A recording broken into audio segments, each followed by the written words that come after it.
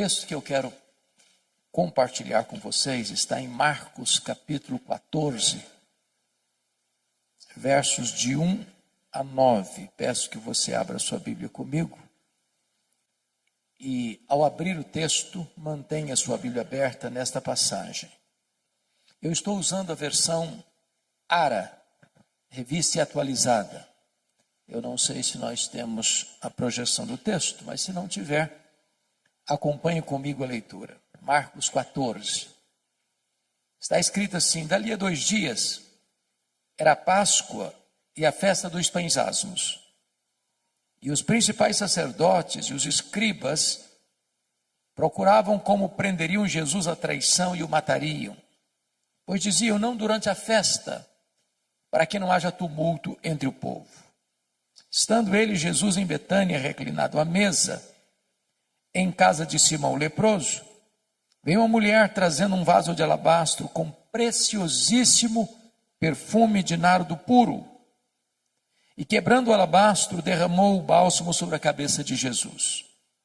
Indignaram-se alguns entre si e diziam: para que esse desperdício de bálsamo?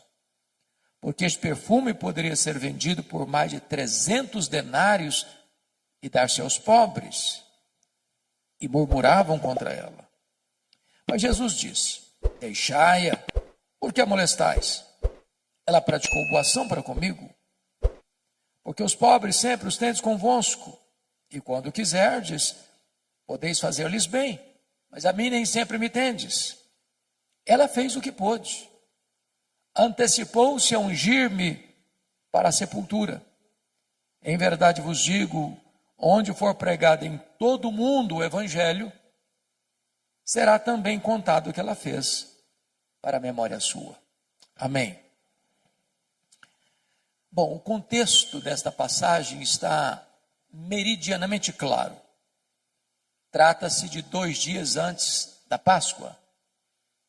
A Páscoa era a maior festa dos judeus. Relembrava a libertação histórica dos escravos do Egito para a liberdade do povo de Deus. A Páscoa era a alegria dos judeus e ao mesmo tempo o terror dos romanos. Os romanos tinham medo de motim e de rebelião. E nesta época da Páscoa, a população de Jerusalém quintuplicava. E a preocupação era tamanha que o governador romano transferia todo o seu aparato militar de Cesareia Marítima, onde estava a sede do seu governo, para Jerusalém.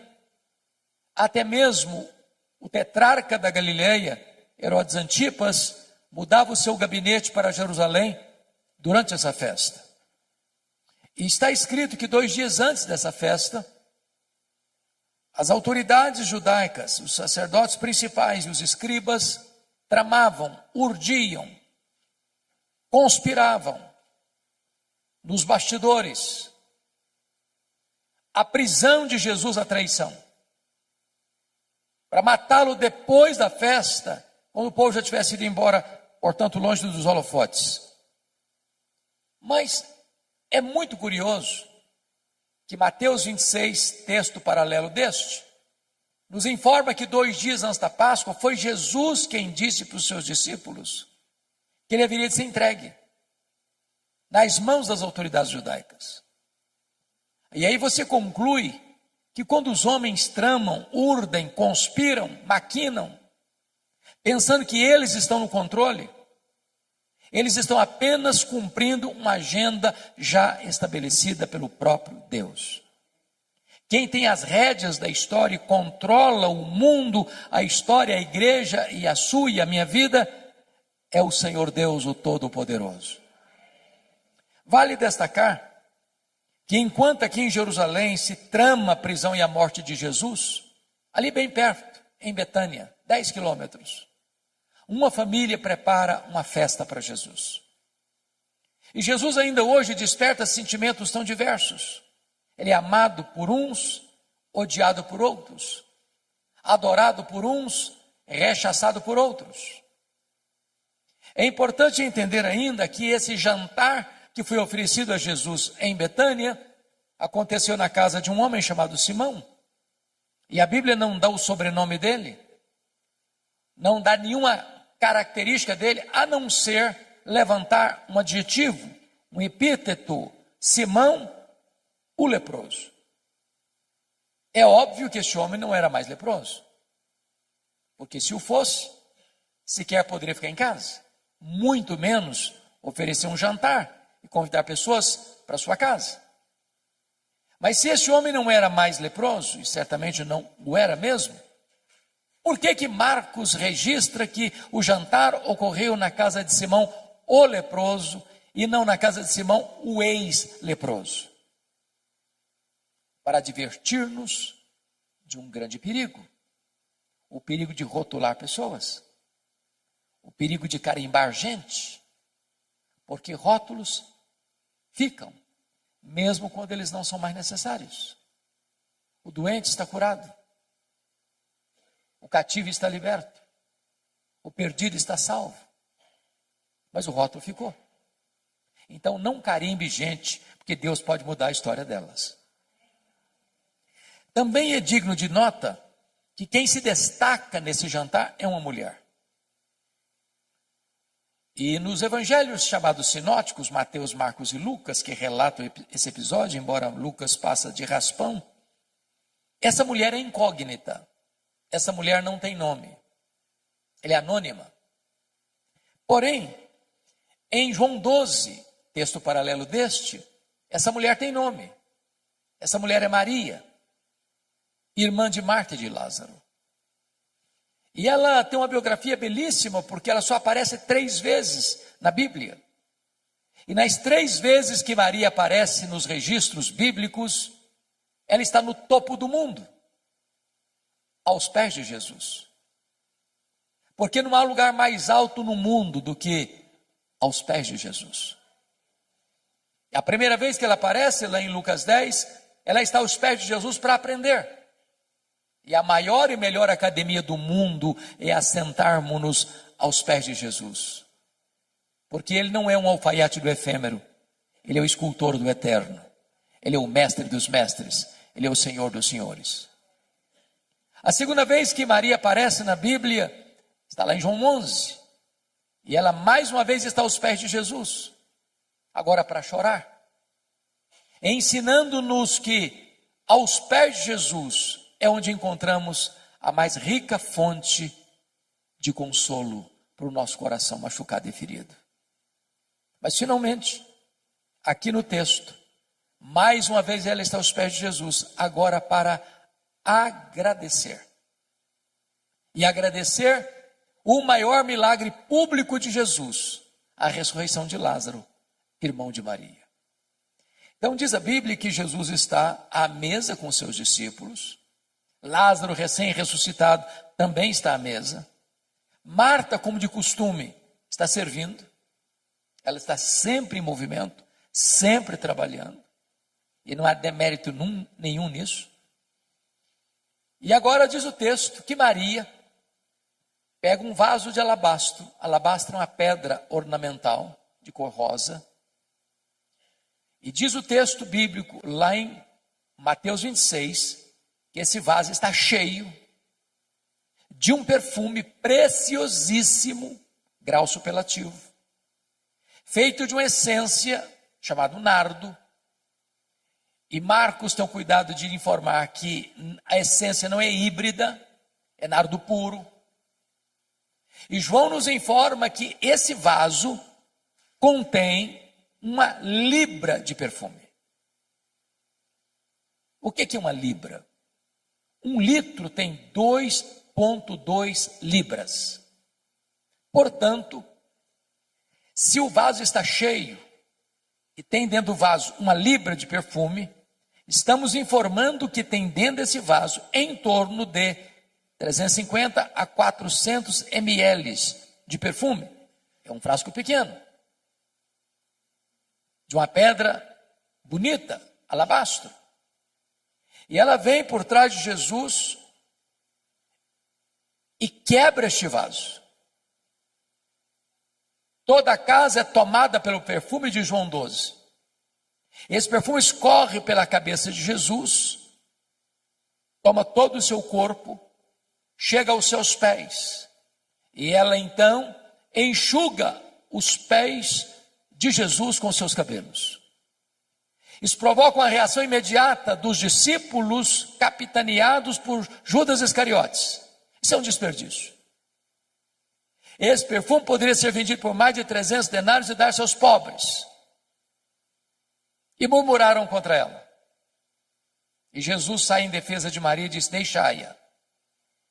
Ela praticou uma boa ação para comigo.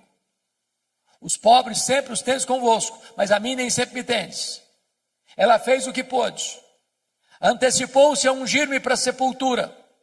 E em verdade vos digo, em todo mundo, onde for pregado o evangelho, será contado o que ela fez para a memória sua. Portanto, agora eu quero, olhando para o texto, tirar daqui algumas lições para o nosso ensino. Primeira lição.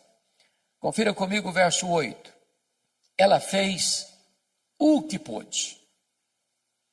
Sempre que leio isso, o meu coração é fisgado por uma pergunta. Meu Deus, e eu estou fazendo o que posso para Jesus? Estou fazendo tudo o que posso para Jesus? Porque às vezes nós fazemos, mas fazemos relaxadamente. Às vezes nós fazemos, mas não fazemos tudo o que podemos. Às vezes nós fazemos, mas não fazemos de todo o coração. Às vezes nós fazemos, mas não fazemos com a motivação certa. Maria se nos apresenta como um exemplo. Ela fez o que pôde. Permita-me um exemplo para clarear essa ideia. Eu acho que vocês todos já ouviram falar dos moravianos da Alemanha. Um movimento que começou em 23 de setembro de 1723, às 11 horas da manhã. Começando uma reunião de oração que durou 100 anos, ininterruptamente. Produzindo uma geração de gente piedosa, comprometida com a obra missionária. Para vocês terem uma ideia, cada 18 moravianos sustentavam um missionário fora da Alemanha, mesmo sendo tão pobres. Às vezes a situação era tão crítica que alguns deles não tinham dinheiro para ofertar. Então se vendiam, era uma coisa possível na época, se vendiam como escravos, para comprar a passagem de ida, para os povos mais longínquos, para dedicar o resto dos seus dias ali, pregando o evangelho da graça de Deus. Quando eu vejo um exemplo desse, eu preciso perguntar a mim mesmo, meu Deus, e eu estou fazendo o que posso, tudo o que posso para Jesus? Maria fez o que pôde. Segunda lição que eu aprendo com Maria, versículo 3 e 4. Ela fez o seu melhor. Quando você lê esse texto do perfume preciosíssimo de nardo puro, precisamos entender algumas coisas. Primeiro, esse nardo, a essência da qual se fazia o perfume, era uma essência raríssima, caríssima, que não tinha em Israel. O nardo só era encontrado nas cordilheiras do Himalaia, de um arbusto seco, moído e transportado em lombos de camelos. Esse perfume não era encontrado numa loja de perfumaria. Ele era comprado pouco a pouco, gota a gota, grama a grama, ml por ml, ia sendo acondicionado nesse vaso de pedra. O perfume era tão precioso que Judas, que era tesoureiro e entendia de finanças, avaliou o perfume em mais de 300 denários. Agora vamos entender isso. O frasco tinha pouco mais de 300 ml. 300 ml. Então, estou afirmando que cada ml valia um denário. Mas o que era um denário? O denário era a moeda de pagamento de um trabalhador durante um dia. Agora, pense comigo o que uma pessoa trabalhar um dia inteiro e ao final do dia ir comprar uma gota, 1 ml de perfume. Agora, pense comigo. Quando você tem um bom perfume, eu sei que vocês têm e gostam, e eu também. Como é que nós usamos? Porque um bom perfume é caro. Usamos cuidadosamente. Só um pouquinho. Em ocasiões especiais. E falamos para nós mesmos, esse perfume tem que durar pelo menos um ano. Agora notem que ela não abre o frasco, ela não abre o vaso, ela quebra o vaso. Por que ela quebra o vaso? Porque ela está dizendo, eu não quero que sobre nem uma gota. O melhor que eu tenho, eu quero dedicar ao Senhor Jesus. Eu pergunto a você, você tem dado o seu melhor para Jesus? Às vezes, meus irmãos e irmãs, eu fico imaginando que aqueles que não têm o conhecimento que você e eu temos da graça de Deus, às vezes são mais zelosos em servir aos seus ídolos do que nós o somos em servir ao Rei da Glória. Eu estava pregando há alguns anos em Portugal e estava viajando para Coimbra. De repente eu vi caravanas e mais caravanas andando pelo asfalto. Eu fiquei curioso com aquilo. E perguntei, onde essas pessoas estão indo? Me informaram, elas estão indo a Fátima, pagar promessas. E eu perguntei, mas a que distância elas estão andando a pé? Me responderam, a mais de 300 quilômetros. Às vezes nós moramos no bairro da igreja. Qualquer motivo, hoje eu não vou. Está chovendo, está muito quente. Tem uma outra coisa que me chama mais atenção.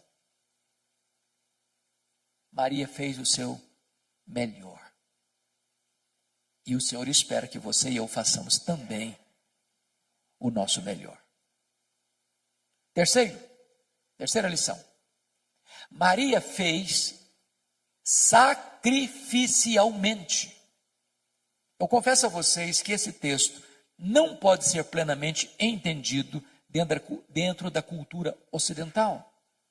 Porque nem você nem eu jamais vimos e talvez jamais veremos uma pessoa trabalhar um ano inteiro para comprar um frasco de perfume.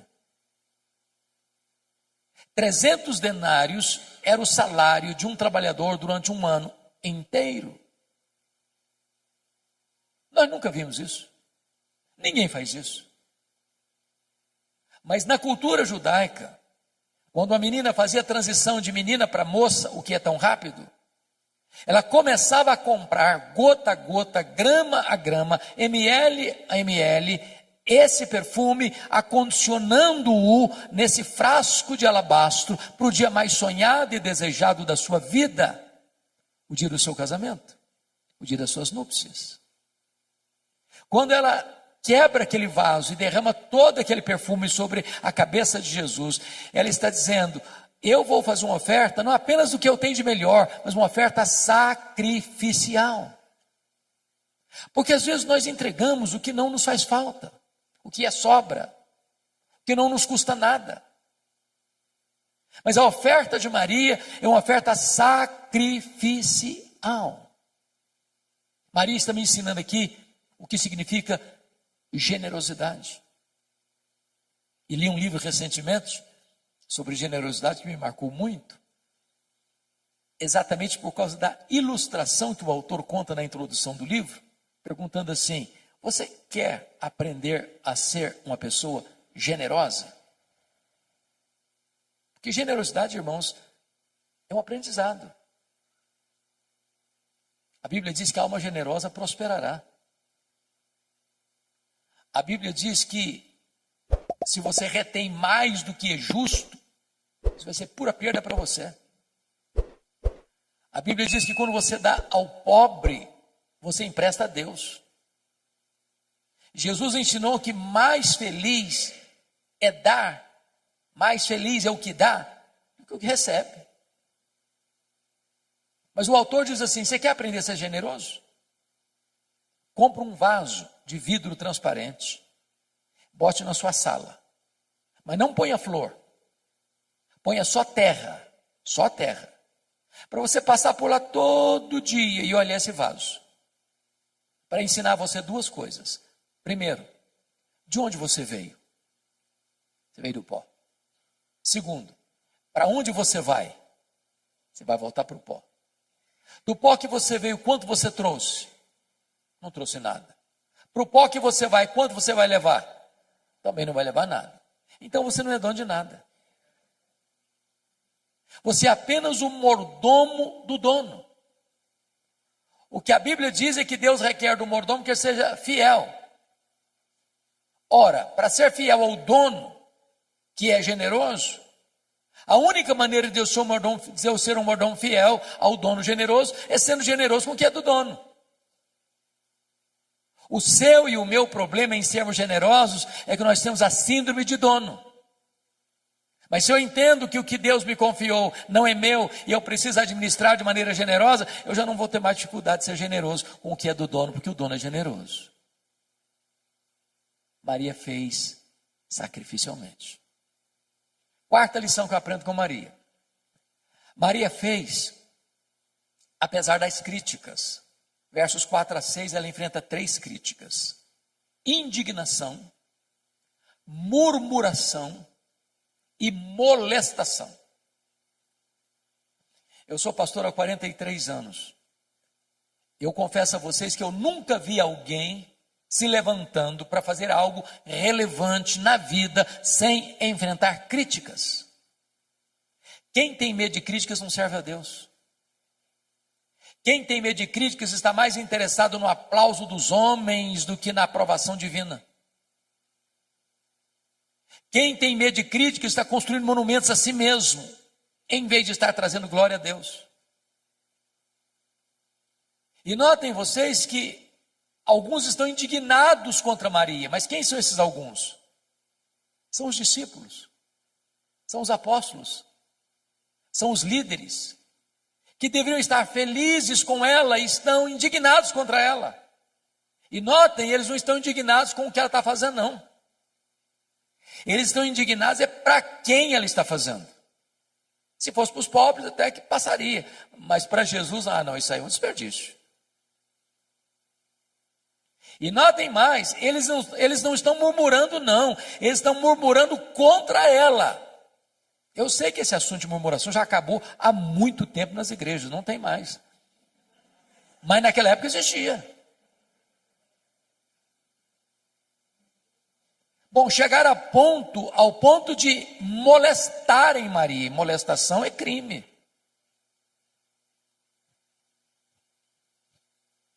O que é curioso é que quem, conforme João 12, lidera o discurso de desperdício foi Judas Iscariotes. E João 12 diz que Judas Iscariotes, nesse discurso populista, não estava interessado em ajudar pobre, era coisa nenhuma. Ele queria pegar essa grana para ele. Ele era ladrão. E é nessa conjuntura aqui que a Bíblia tira a máscara de Judas e o chama de ladrão. E quando você lê os evangelhos, é dessa cena aqui que ele sai nas caladas da noite para ir lá em Jerusalém e vender Jesus por 30 moedas de prata. Meus irmãos,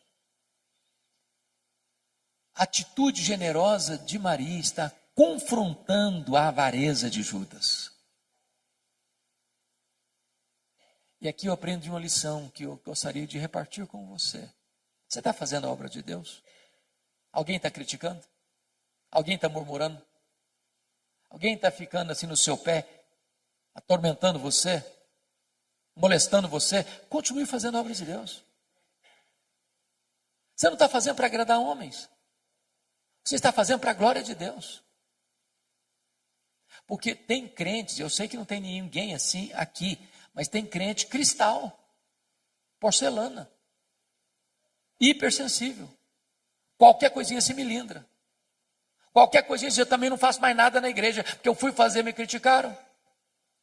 Tem gente que até sai da igreja por isso. Não, Maria não era uma mulher hipersensível, ela estava fazendo para o Senhor, apesar das críticas. Quinta lição que eu aprendo com Maria. Maria fez só para agradar ao Senhor Jesus. João 12 traz-nos uma informação que só ele traz. É que Maria enxuga os pés de Jesus com seus cabelos. Na cultura brasileira, ocidental, isso não significa nada. Apenas um gesto de humildade. Mas dentro da cultura israelita, isso era um escândalo.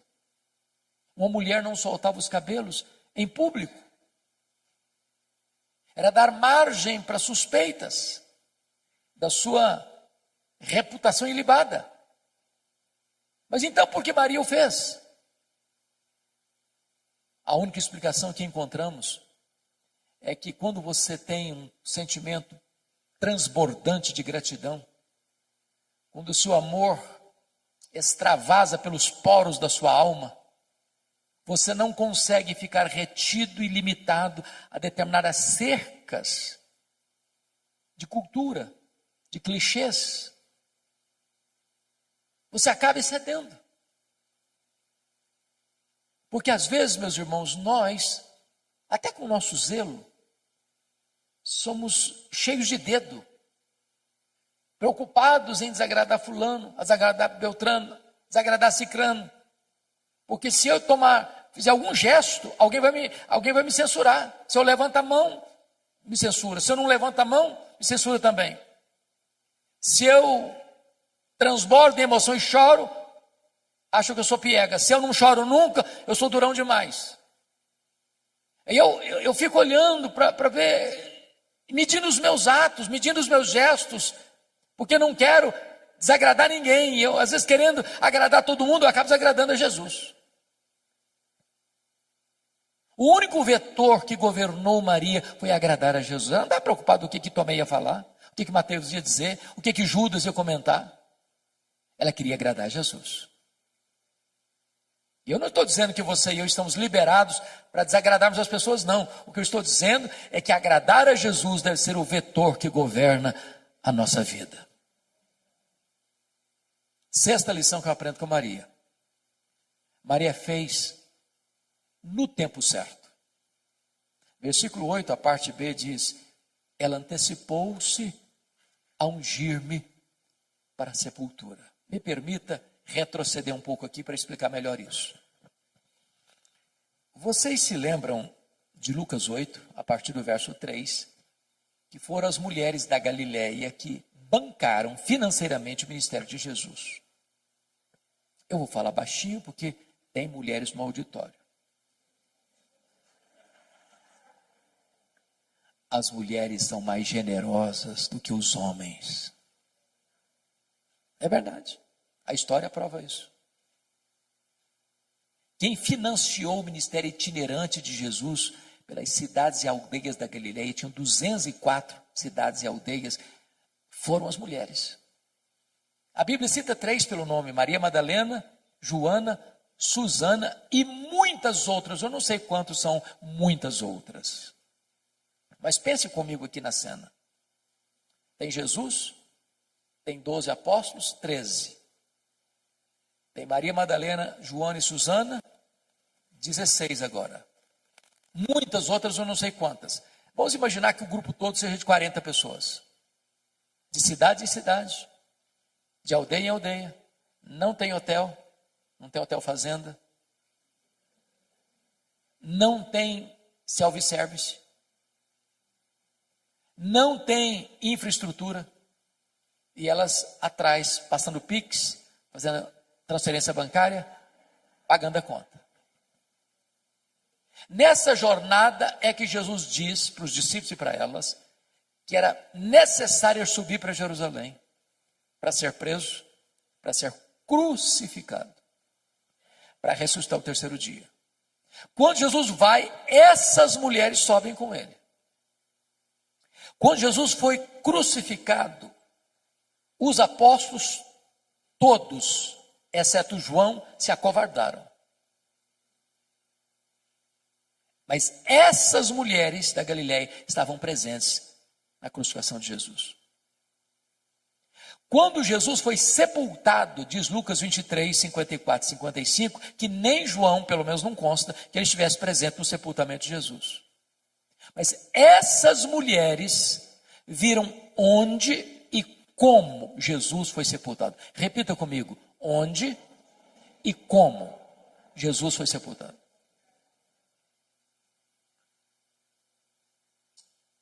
Agora vamos entender um pouco melhor. Que horas Jesus morreu na cruz na sexta-feira? 3 horas da tarde. 3 horas da tarde. Hora nona. Que horas ele foi sepultado? A Bíblia não consta. Mas tinha que ser antes de começar o sábado. Então encerrava sexta-feira, 6 da tarde, começava o sábado. Parava tudo. Agora, vamos pensar de novo comigo aqui, me acompanha o raciocínio. Então, entre a morte e o sepultamento, quanto tempo disponível se tem? 3 horas. Bom, morreu, ninguém tem autoridade de tirar o corpo da cruz. Só o governador pode autorizar. Ele foi crucificado fora dos portões. O governador está lá dentro dos portões, na fortaleza de Antônia. Também não adianta ter qualquer um lá que não vai nem receber, tem que ter alguém com trânsito. Então escolhem José de Arimateia. Ele chega lá no governador e diz: ó, governador, eu queria pedir permissão para sepultar o Jesus Nazareno, porque eu tenho uma sepultura nova que nunca foi usada, e eu vou emprestar para sepultar o Jesus Nazareno. O governador deve estar falando assim: não deu prazo para morrer não. E demora muito. Tem gente que fica um dia inteiro aí. Não, mas morreu. Não morreu. Mas morreu sim, senhor. Não, eu só acredito se o centurião vier aqui me falar que morreu. Não tinha telefone celular. Tive que ir lá chamar o centurião. Trazer o centurião aqui. Morreu sim, senhor. Então tem que fazer um documento. Agora tem que ir lá no mercado comprar lençóis. Mas tem que ir numa outra loja comprar perfumes. Agora tem que tirar o corpo da cruz, agora tem que limpar o corpo, agora tem que colocar perfume no corpo, agora tem que enrolar o corpo no lençol, agora tem que tirar daqui e levar para o túmulo, mas o túmulo é novo, nunca foi usado, tem uma pedra imensa para rolar, tem que rolar a pedra, tem que botar o corpo, tem que rolar a pedra de novo. Muito pouco tempo. E as mulheres estão lá de butuca, olhando onde e como Jesus foi sepultado. Eu não sei, a Bíblia não deixa isso tão claro, mas a compreensão que eu entendo, que eu tenho, é que logo que terminou o sábado, que hora que terminou o sábado? Sábado, 6 da tarde. Elas correm no mercado para comprar o quê? Perfumes. E por quê? Por quê? Meu entendimento é que mulher não gosta de nada mal feito. Elas estão olhando, estão observando. Pensaram assim: esse serviço que fizeram ficou mal feito. Quando terminar o sábado, nós vamos voltar e vamos fazer esse serviço direito. Quem está voltando no túmulo não são os apóstolos, estão trancados com medo, acovardados. Quem bota a cara na rua, num ambiente hostil, são as mulheres da Galileia. Quando elas chegam, uma surpresa: a pedra está rolada. Quando elas entram, outra surpresa: o túmulo está vazio. Quando elas saem, uma outra surpresa: o anjo pergunta para elas: o que vocês vieram fazer aqui? Procurar entre os mortos aquele que está vivo. Ele não está mais aqui não, ele ressuscitou. O que o anjo está dizendo para essas mulheres? Vocês fizeram muita coisa para Jesus, mas uma coisa vocês não fizeram. Vocês não anteciparam a ungir o corpo dele para a sepultura. Agora ele não precisa mais. Lição aprendida? Faça no tempo certo. Há coisas, irmãos, que ou fazemos hoje ou nunca teremos oportunidade de fazer. Oportunidade passa. Nunca deixa para amanhã o que você pode fazer hoje. Nunca faça a oração de Faraó. Pediu para Moisés orar por ele, para as rãs irem embora amanhã. O problema era de hoje. Amanhã pode ser tarde demais. Eu não sei se vocês concordam comigo, há duas coisas que me chocam muito na cultura brasileira. A primeira delas são os nossos funerais. Irmãos, eu nunca vi ninguém receber tanto elogio quanto o defunto. Já viu? É uma rasgação de seda em cima do caixão que não tem mais fim.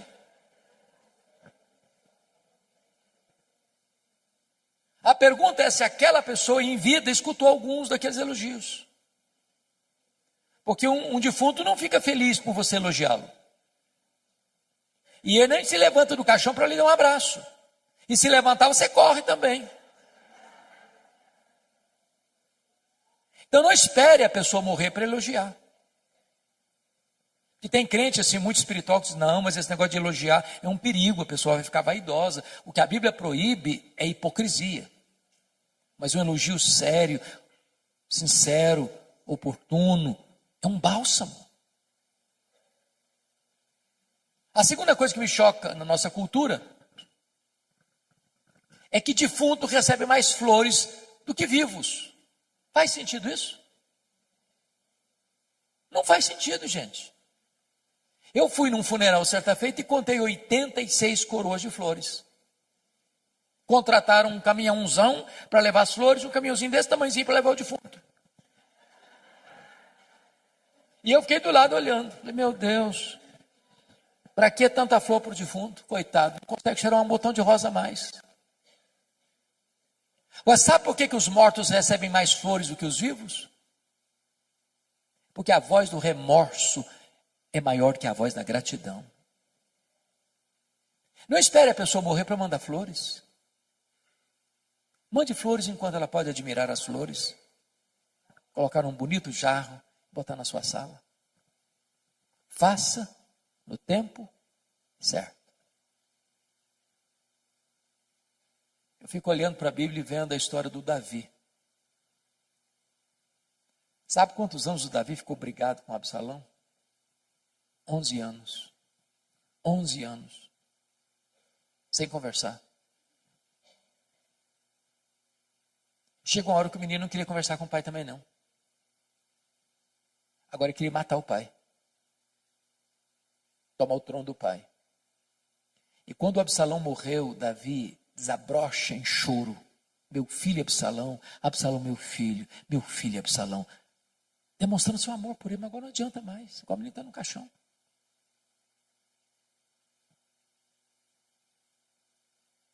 Não espere para amanhã. Faça hoje, enquanto é tempo.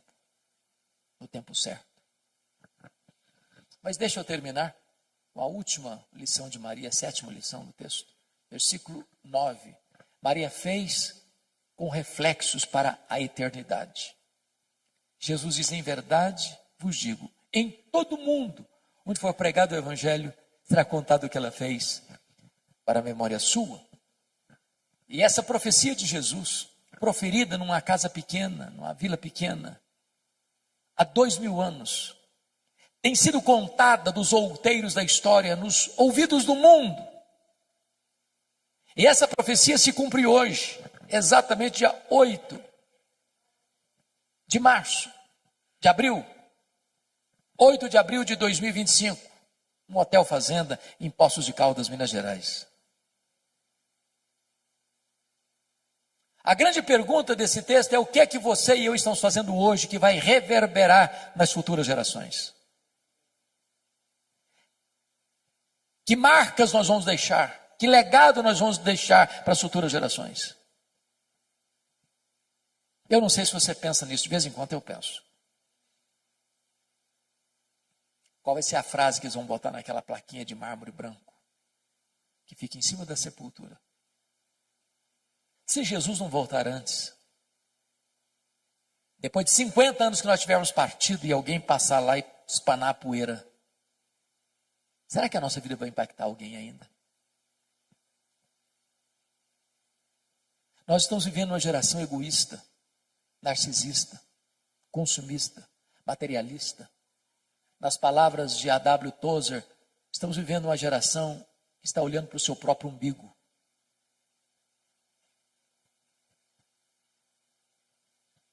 E eu queria então concluir a minha fala trazendo dois exemplos.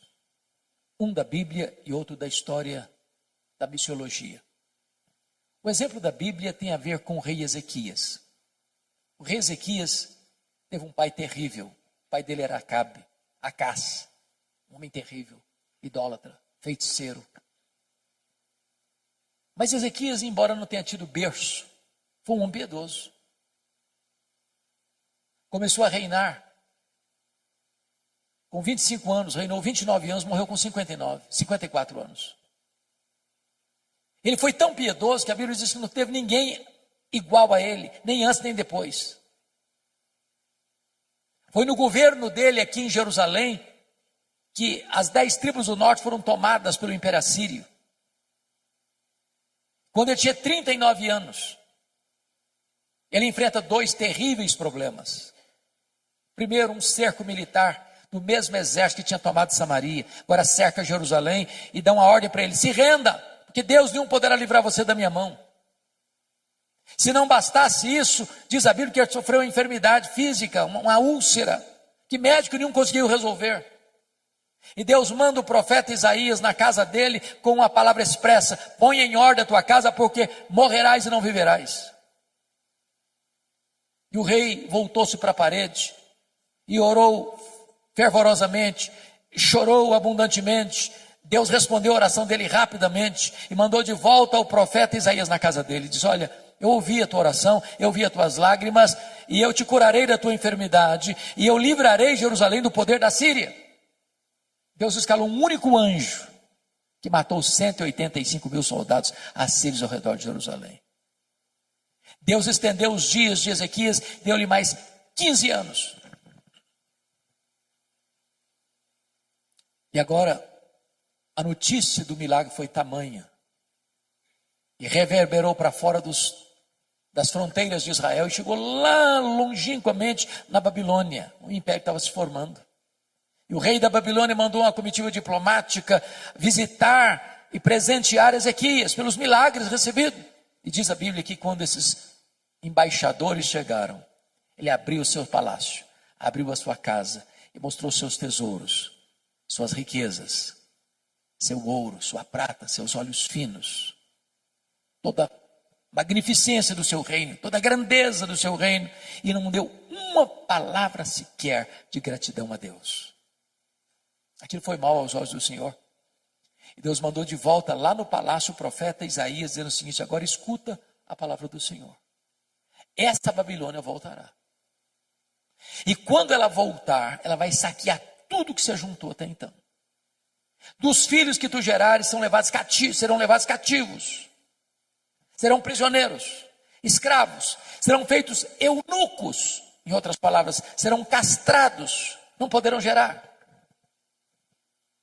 Diante de tamanha tragédia, sabe qual foi a resposta do rei para o profeta? Boa é a palavra que disseste. Não, você não entendeu o que eu falei.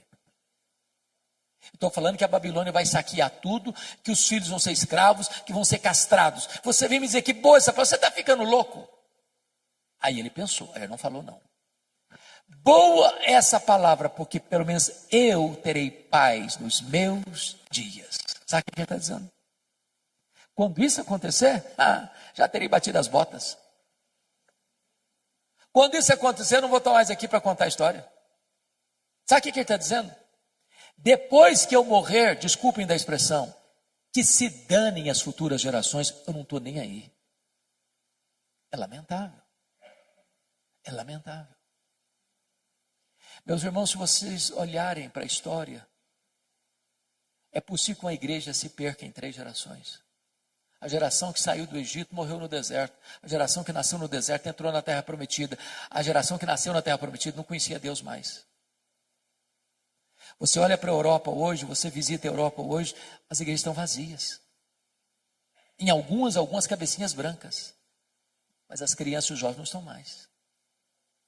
Nós estamos numa corrida de revezamento. Se nós não passarmos o bastão da fé, o bastão do evangelho para os nossos filhos, para os nossos netos, as futuras gerações podem estar completamente apáticas ao evangelho. A minha oração e a sua deve ser essa também: clamar aos céus para que os nossos filhos, os nossos netos sejam mais crentes do que nós, mais cheios do Espírito Santo do que nós, e que a igreja que eles terão amanhã seja uma igreja mais forte, mais viva do que a que temos hoje. O segundo exemplo, para encerrar, da missiologia,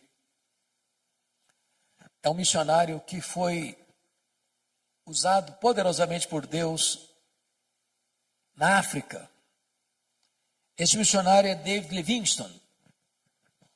E ele se dedicou a servir a Deus na África. Ele trabalhou na África. Ele foi atacado por um leão na África. E ele continuou na África. Ele adoeceu na África e morreu na África. Quando ele morreu, os ingleses foram para lá para pegar o corpo dele e levar o corpo dele para a Inglaterra e sepultá-lo na Inglaterra. Os africanos disseram assim: vocês podem até levar o corpo dele, mas o coração dele vocês não vão levar. Ele amou a África e o coração dele vai ser sepultado na África. O que fizeram? Abriram o peito dele, arrancaram o coração dele e sepultaram o coração dele na África. Quando você vai a Malawi, lá tem uma catedral de chão batido e uma placa de bronze na parede, para a glória de Deus e em memória de David Livingstone. Levaram o corpo dele para Londres, sepultaram na abadia de Westminster, onde estão sepultados os reis e os nobres da Inglaterra, e lá tem uma plaquinha de bronze, para a glória de Deus e em memória de David Livingstone. A minha oração, queridos, é que você e eu possamos viver de tal maneira que a nossa vida reflita a glória de Deus. E que as pessoas, ao lembrarem da nossa existência, possam ser motivadas a conhecer a Deus, a amar a Deus, a andar com Deus. Isso traga glória para o nome de Deus. Que você e eu possamos imitar Maria, que viveu aos pés do Senhor, para aprender, para chorar, para agradecer. Fazendo o que pôde, fazendo o seu melhor, fazendo sacrificialmente, fazendo apesar das críticas, fazendo só para agradar a Jesus, fazendo no tempo certo, fazendo com reflexos para a eternidade. Deus nos abençoe. Amém.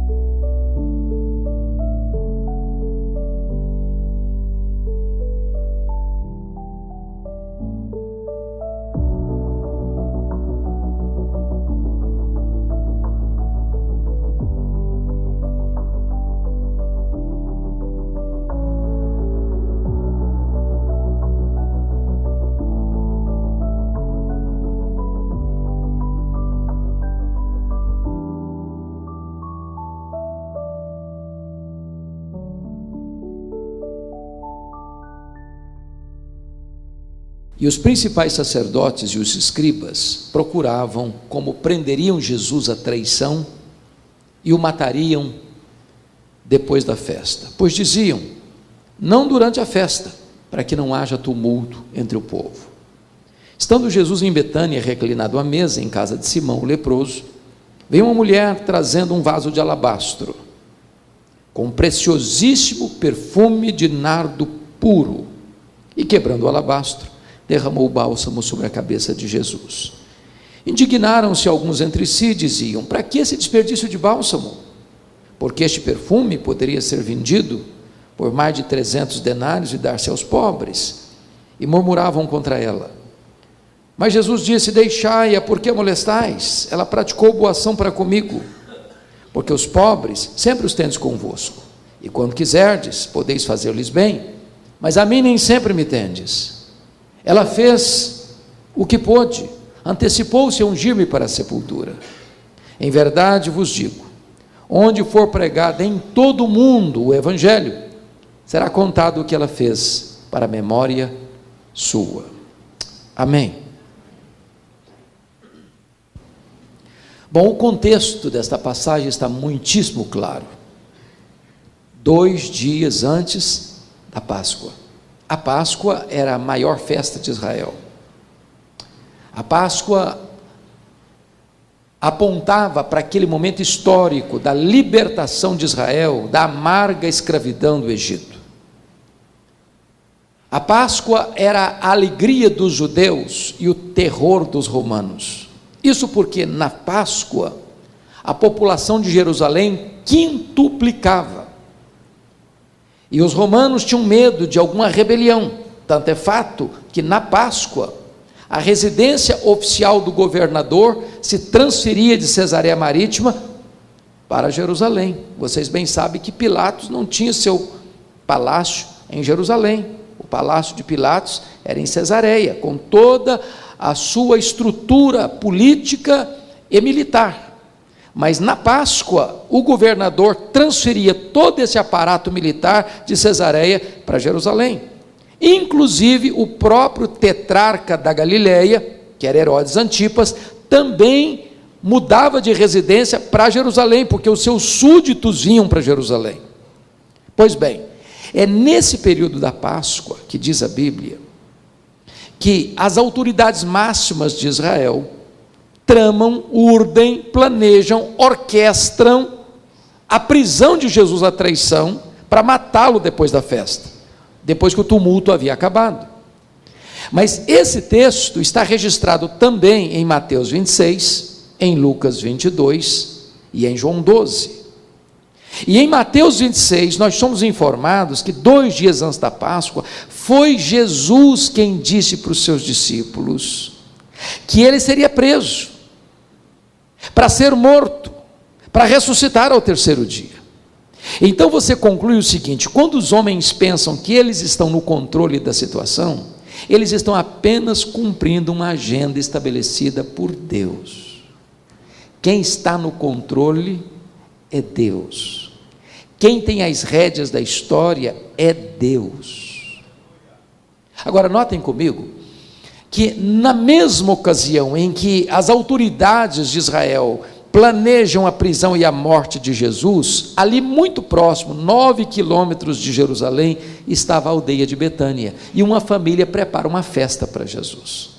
Jesus é esse personagem que provoca reações tão adversas: amado por uns, odiado por outros, adorado por uns, rejeitado por outros, acolhido por uns, rechaçado por outros.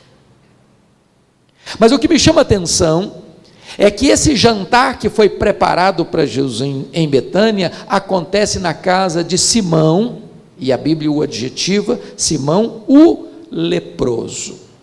Quem é Simão? Eu não sei. Eu não sei se é o marido da Marta, se é o pai da Marta, se é um amigo da Marta, porque a Bíblia diz que Marta está servindo nesse jantar, que Lázaro, recém-ressuscitado, está à mesa com Jesus, mas eu não sei quem é esse Simão. Bom, eu já aprendi uma coisa: onde a Bíblia não tem voz, nós não deveríamos ter ouvidos, então é melhor não cogitar. Pois um fato ainda me chama a atenção, é que esse homem é chamado de Simão o leproso. A pergunta que eu faço a vocês é esta: esse homem ainda era leproso? E a resposta insofismável e categórica é esta: é claro que não. E por que você sabe disso? Porque se fosse leproso, ele não podia ficar em casa, ele não podia dar um banquete, ele tinha que estar num leprosário. Mas então por que o evangelista relata o fato de que o jantar aconteceu na casa de Simão o leproso e não na casa de Simão o ex-leproso? Para nos ensinar uma verdade muito importante, a verdade que você não deve rotular pessoas. Sabem por quê? Rótulos ficam. Você não deve marcar gente, você não deve impor uma tatuagem existencial a uma pessoa. Sabe por quê, irmãos?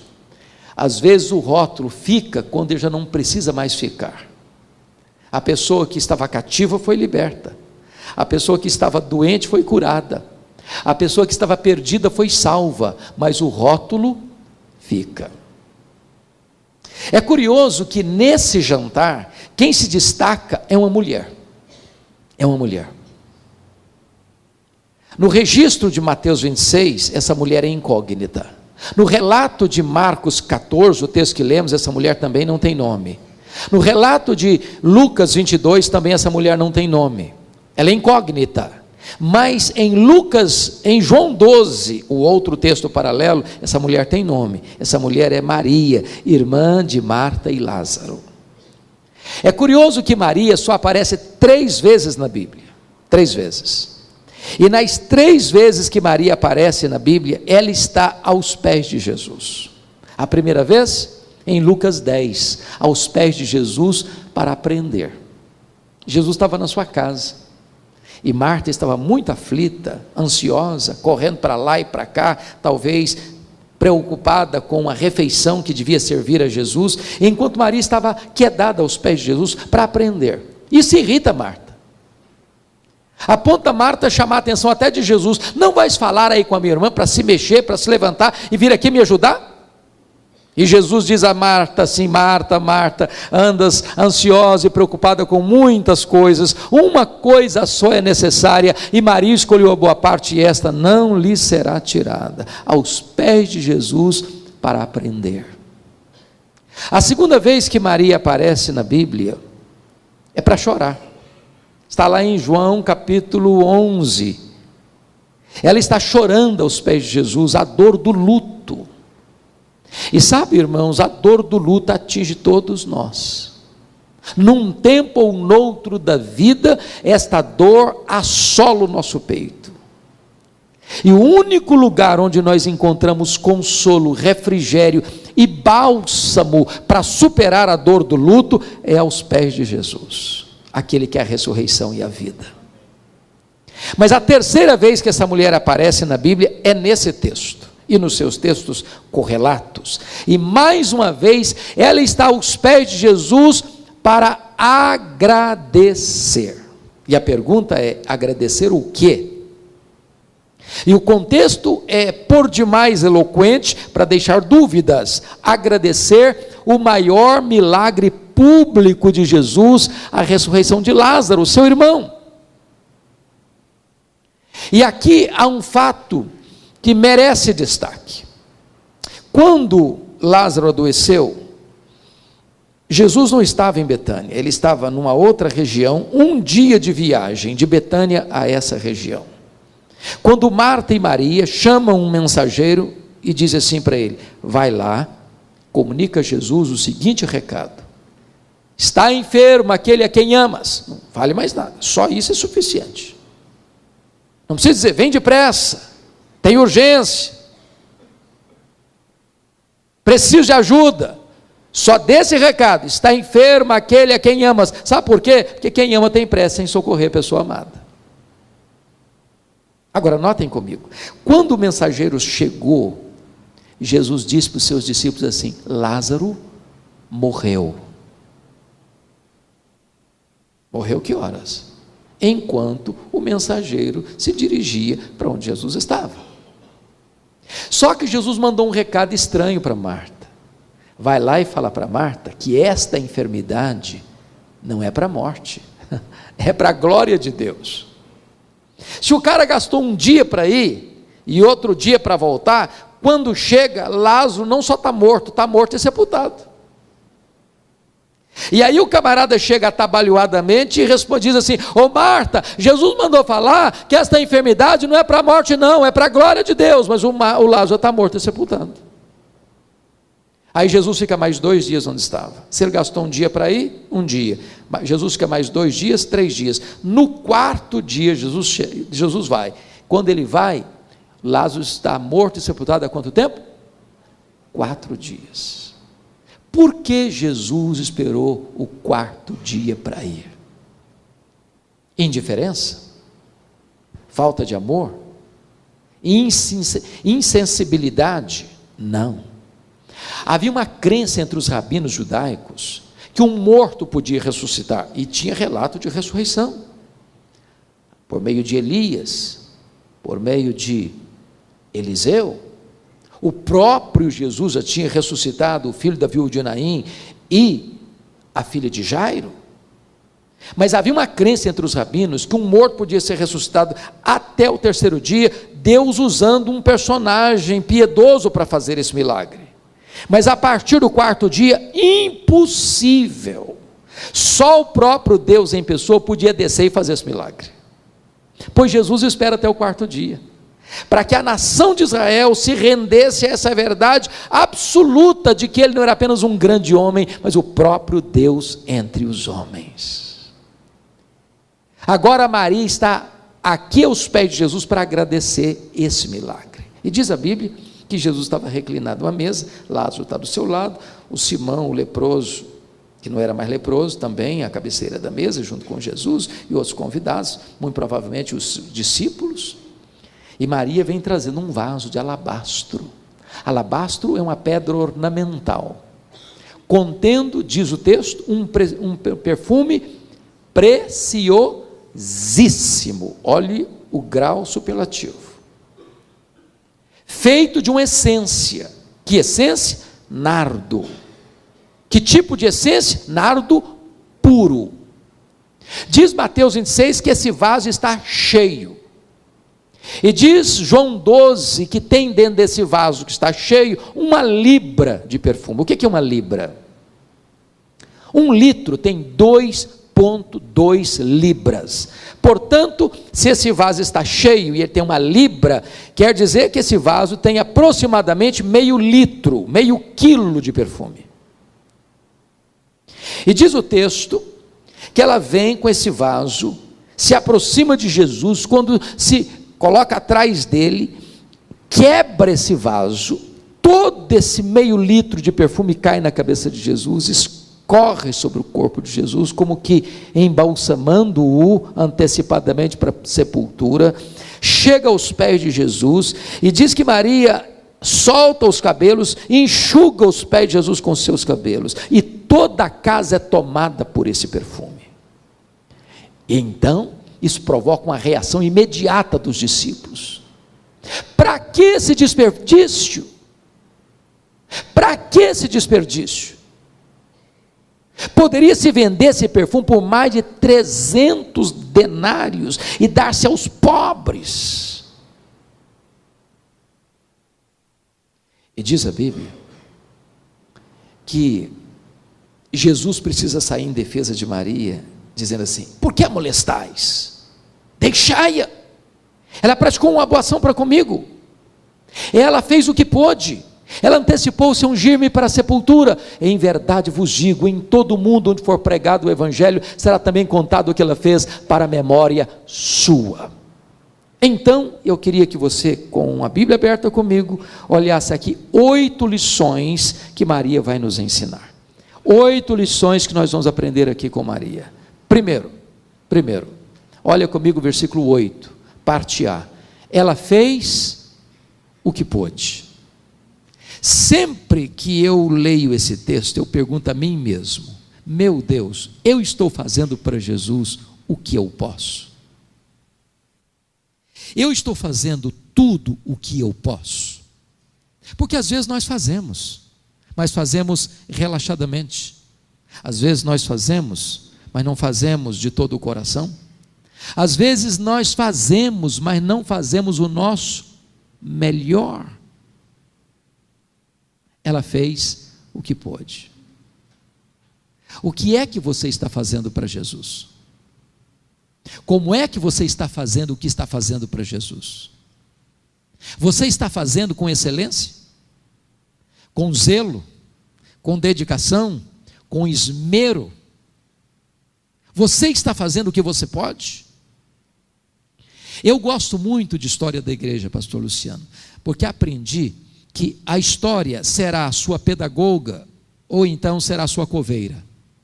Se você não aprender com a história, você repete os erros dela.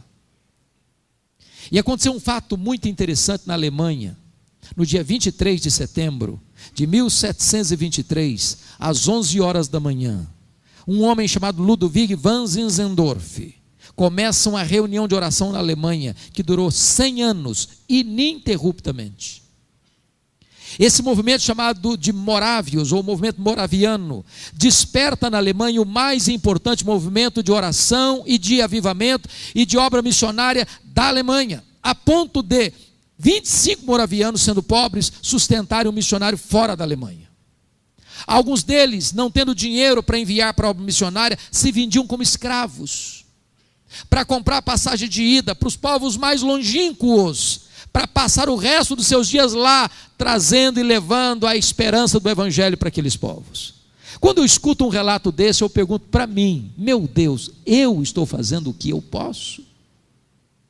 Eu estou fazendo tudo o que eu posso?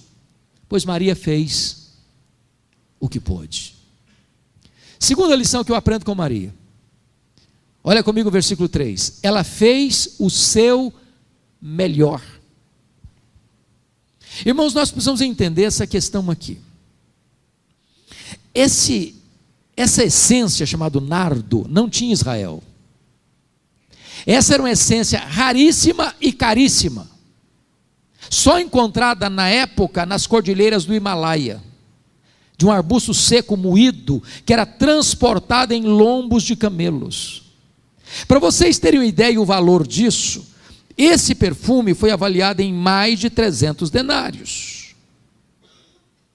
Ora, preste bem atenção, se esse vaso de pedra tinha meio litro, meio quilo de perfume, e se ele foi avaliado em mais de 300 denários, significa que aproximadamente cada grama desse perfume custa um denário. O que era um denário? Era o salário de um trabalhador de um dia inteiro. Você já pensou que você trabalhar um dia inteiro para comprar 1 grama de perfume? Uma gota de perfume? Agora pense comigo. Eu sei que vocês gostam de perfumes caros. Eu sei disso, porque eu gosto também. Agora, quando você compra um perfume caro, como é que você usa? Me fala aí. Você usa com muito zelo e cuidado, não é não? É uma gotinha só, talvez aqui um pouquinho atrás da orelha, só em dias especiais, e você diz assim para você mesmo: esse perfume tem que durar pelo menos 1 ano. Agora notem vocês que Maria não abre o perfume, ela não abre o vaso, ela quebra o vaso. A pergunta é: por que ela quebra o vaso? Porque ela está dizendo assim: eu não quero que sobre nenhuma gota, tudo o que eu tenho eu quero colocar a serviço de Jesus, eu quero colocar o melhor que eu tenho a serviço de Jesus, o meu melhor. Agora notem, tem horas que eu fico a pensar que aqueles que não conhecem a Deus como nós conhecemos, são mais zelosos em servir aos seus ídolos do que nós o somos em servir ao Deus da nossa salvação. Eu estava pregando em Porto há 3 anos, e fomos visitar, tinha eu e as pessoas que nos recebiam lá, a cidade de Águeda, perto de Coimbra. E nós viajávamos, quando vimos caravanas e mais caravanas a pé, andando pelo asfalto. E eu perguntei: o que essas pessoas estão fazendo? Aonde elas estão indo? Me responderam: Elas estão indo a Fátima pagar promessas. E eu perguntei, mas a que distância elas estão andando a pé? Me responderam, a mais de 300 quilômetros. Sabe o que eu pensei na hora, pastor Luciano? Tem muito crente que deixa de ir à igreja, morando na rua da igreja, no bairro da igreja, na cidade onde está a igreja.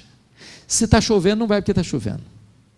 Está calor demais, não vai porque está fazendo muito calor. Está frio demais, não vai porque está fazendo muito frio. Se o seu time estiver jogando a decisão do campeonato, não vai porque tem que assistir o jogo.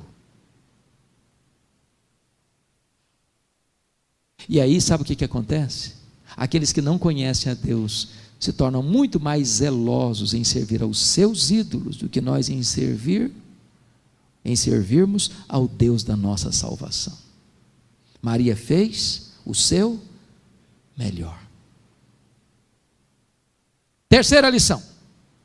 Maria fez sacrificialmente. Porque uma pergunta que você deve fazer é essa: eu não estou entendendo uma coisa. Uma moça pobre, de uma família pobre, de um país pobre, dominado por um império estrangeiro, investir 1 ano de trabalho num frasco de perfume? Você não vê isso em lugar nenhum. Para você entender o que está acontecendo aqui, você precisa entender a cultura judaica, porque esse perfume não se achava numa loja de perfumaria. Esse perfume era comprado gota a gota, grama a grama, ia sendo acondicionado nesse vaso de pedra, pouco a pouco, para o dia mais sonhado, mais desejado, mais esperado, mais amado da história dessa moça, que era o dia das suas núpcias, o dia do seu casamento. Ela abre mão daquilo que tem mais valor para ela, daquilo que tem mais significado para ela, daquilo que tem mais valor para ela, porque ela quer dar algo para Jesus de forma sacrificial. Deixa eu fazer uma pergunta para você.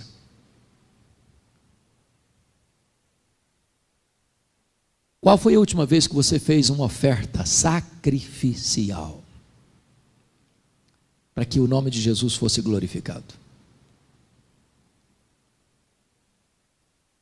Qual foi a última vez que você foi generoso com Maria? Dar não só o seu melhor, mas dar de forma sacrificial. Eu li um livro há 2 anos, e nós discutimos esse livro no encontro de líderes da Luz para o Caminho, lá nos Estados Unidos, e o título do livro é exatamente isso: generosidade. E o autor foi muito feliz, penso eu, na introdução do livro, para nos ensinar o que é generosidade. E ele diz o seguinte: você quer aprender a ser generoso? Você vai fazer o seguinte, conselho para vocês, viu? Passe num supermercado ou numa loja que vende material de adorno doméstico, compre um vaso, tá bom? Um vaso de vidro. Se você for mais requintado, pode ser cristal também, não tem problema. Só que você não vai botar flor nesse vaso, você vai botar terra, para todo dia você passar por lá, deixa na sala, passar por lá e dar uma olhada no vaso, para lembrar você 2 coisas. Primeiro, de onde você veio? Você veio do pó. Para onde você vai? Você vai voltar para o pó. Agora, do pó que você veio, você não trouxe nada. Para o pó que você vai, também você não vai levar nada. Você entrou nu e vai sair nu. Não tem gaveta em caixão, nem caminhão de mudança em enterro. Então, se você não trouxe nada, e se você não vai levar nada, sabe o que significa? Você não é dono de nada. Sabe quem é dono? É Deus. Quem eu sou? Apenas mordomo do dono. Agora, o dono é generoso. E se você é mordomo do dono, e a Bíblia diz que você tem que ser fiel nessa mordomia. Agora, como é que você vai ser mordomo? Você vai ser fiel ao dono, já que você é mordomo do dono? É sendo generoso com o que é do dono, porque o dono é generoso. Sabe por que você e eu temos dificuldade de sermos generosos? É porque nós temos a síndrome de dono. Se eu acho que eu sou dono, é meu, para o meu deleite, para o meu prazer, para mim e para mim. Mas se eu entendo que eu sou mordomo do dono e o dono é generoso, então eu não tenho mais dificuldade de entender que eu devo ser generoso com aquilo que é do dono. Mas deixa eu contar uma ilustração que marcou muito a minha vida mês passado. Eu já conhecia essa história, mas não conhecia tão direitinho. Estava pregando um congresso da Juvep, na Igreja Batista Central de João Pessoa. E o pastor Sérgio, que é o presidente da Juvep, me contou essa história com mais detalhes. A Igreja Batista Missionária de Itaporanga, sertão da Paraíba. A igreja tinha um programa de rádio que atingia toda a região, mais de 40 mil pessoas. E a igreja passando uma dificuldade muito grande lá no sertão. Não conseguiu pagar o programa durante 2 meses, ficou inadimplente. E então o pastor da Igreja Batista Missionária recebe um recado da emissora: o senhor paga até segunda-feira ou nós vamos cortar o programa. E o pastor, domingo à noite, chega para a igreja e faz um desafio: meus irmãos, nós precisamos dar um jeito, o programa vai ser cortado, se nós não pagarmos até amanhã os 2 meses que estamos em atraso. Fez um desafio à igreja, não era um valor alto não, mas um valor que a igreja não tinha. Terminado o culto, um casal de meieiros, acho que todos vocês sabem o que significa meieiro aqui, não sabe? Uma palavra comum para vocês também. Alguém que trabalha na propriedade de outra pessoa e tudo que ela planta e colhe, ela tem que dividir 50% para ela e 50% para o dono da propriedade. Então estava lá o Sotota e a dona Lourdes, meieiros, moravam na roça, 6 quilômetros da cidade, voltando a pé para casa, 6 quilômetros. 6 quilômetros. Enquanto voltava, a dona Lourdes disse assim para o Sotota: ô Tota, nós temos que ajudar, o programa não pode sair do ar, tem tanta gente sendo abençoada por esse programa, nós temos que fazer alguma coisa. E o Tota disse para a dona Lourdes: mas Lourdes, não, filha, nós não temos nada para dar, vamos fazer o quê? Caminhavam pensando, orando. Lá pelas tantas, a Lourdes disse: ô Tota, nós vamos dar o nosso melhor, nós vamos dar sacrificialmente. Como assim, Lourdes?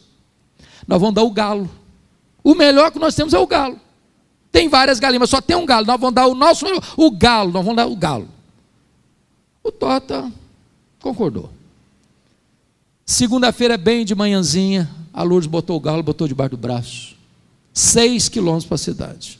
Bateu na casa pastoral, disse: pastor, vim trazer nossa oferta para o programa não sair do ar. O pastor pegou o galo na mão e falou: meu Deus, pensou assim: o que eu vou fazer com esse galo? O que eu vou fazer com esse galo? Pensou: vou fazer uma rifa. Aí pensou: não vai pegar bem fazer rifa. Aí um irmão da igreja falou: pastor, vamos fazer o seguinte, vamos botar esse negócio aí nas redes sociais. Vocês conhecem o pastor Jeremias Pereira, que investe há muitos anos no sertão. No domingo, o Jeremias lê esse e-mail que chega na caixa de e-mail dele, da mulher que deu o galo. E aí ele fez um apelo na igreja, 8ª igreja de Belo Horizonte. Sabe o que aconteceu? Levantaram uma oferta no culto para manter o programa 2 anos. Ligaram para o pastor, disse: pastor, fique tranquilo, daqui 2 anos, o senhor não tem mais preocupação com o programa, estamos bancando o programa 2 anos. Aí o pastor Jeremias vai pregar lá no Canadá, aquele pastor Seni Tavares, chega lá, conta a história da mulher do galo. Aí a igreja perguntou assim: nós queremos saber o que a dona Lourdes está precisando, qual o sonho dela? Aí disse assim: o sonho da dona Lourdes é ter uma geladeira, para beber uma aguinha gelada nos calores escaldantes do sertão, fazer chup-chup, vender, pegar uns trocos, um fogão novo que ela não tem. Aí levantaram uma oferta no culto, falaram: vai lá, compra a geladeira para a dona Lourdes, um fogão novo, bota na casinha dela.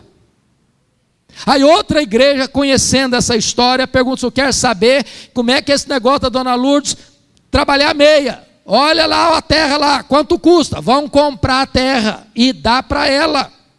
Comprar o sítio. Passar a escritura para o Sotota e a dona Lourdes. Outra igreja ficou sabendo disso. Quero saber como é que é essa terra.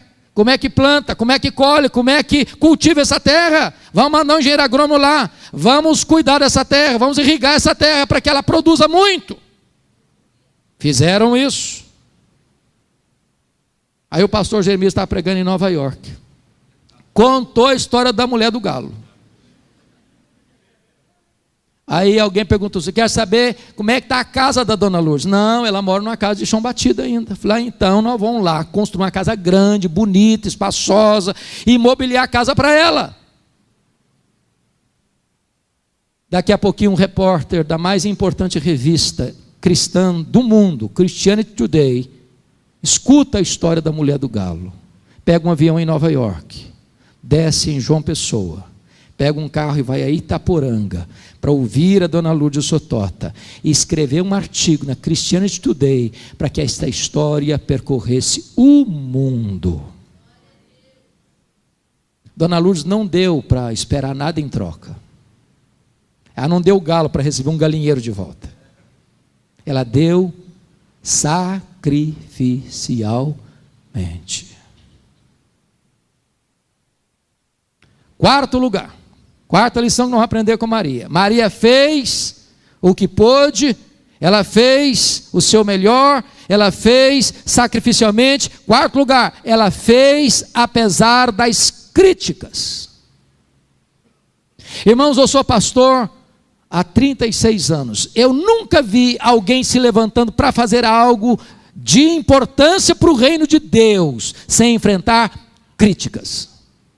Quem tem medo de críticas não serve a Deus. Quem tem medo de críticas está mais interessado na aprovação e aplauso dos homens do que na aprovação de Deus.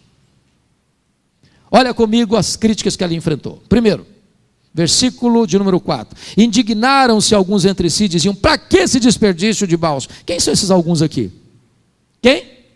Os discípulos. A liderança da igreja. Os apóstolos.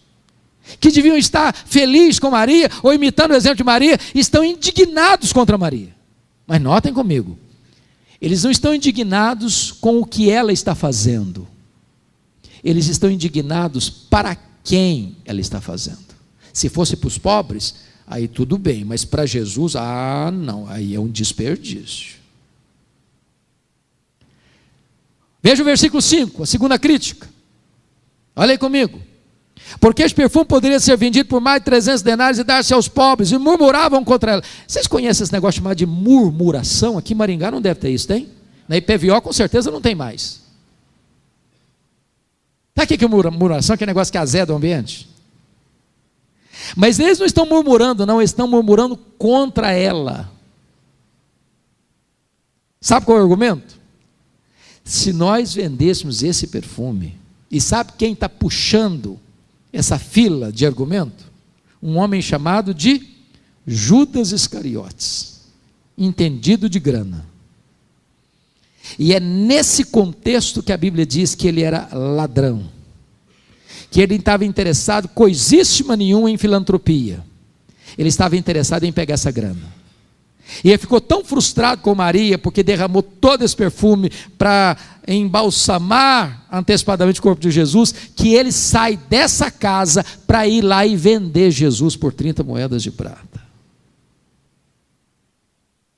Sabe qual é o argumento deles? Com esse dinheiro dava para dar muita bolsa à família. Era muita cesta básica. Ia resolver o problema social de muita gente. E aí murmuram contra ela. Mas olha o versículo 6. Está escrito assim: mas Jesus disse: deixai-a, porque a molestais, ela praticou boa ação para comigo. Então tem indignação, tem murmuração, tem molestação. Hoje a gente molestar hoje dá cadeia. É crime. Se Jesus não saísse em defesa de Maria, os apóstolos teriam molestado Maria. Então deixa eu dizer uma coisa para você. Você está fazendo a obra de Deus? As pessoas estão criticando? Continue fazendo. As pessoas estão murmurando? Continue fazendo. As pessoas estão molestando você? Continue fazendo. Porque tem gente, eu acho que aqui não deve ter, viu, pastor? Sabe crente hipersensível? Conhece crente hipersensível? Crente cristal? Sabe o que é crente cristal? Qualquer coisinha se melindra. qualquer coisinha, também eu vou sair da igreja. Eu até quis trabalhar, mas comecei a trabalhar, começaram a me criticar, também eu não faço mais nada na igreja. Conhece gente assim?